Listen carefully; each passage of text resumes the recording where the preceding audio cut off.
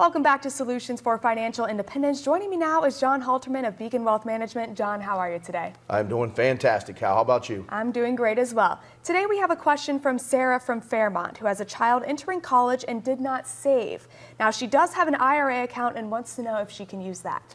Well, Sarah, typically an IRA account is designed to be for retirement, and the government looks at it as retirement being over the age of 59 and a half. If you take money out before that, normally you're going to be subject to a penalty.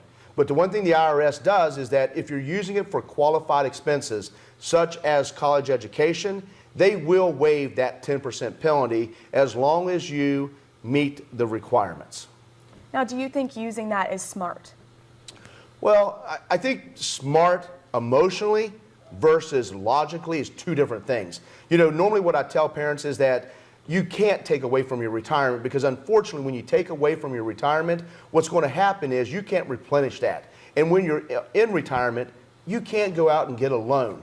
And so I would always say to smart money says to borrow money for college, because your children have the ability to pay that back versus trying to borrow money for retirement. But that's from a logical standpoint. Emotionally, I get it. This is your child. This is somebody that you want to see have a brighter future. And if you want to do it, you just have to understand the sacrifice, because there is a trade-off.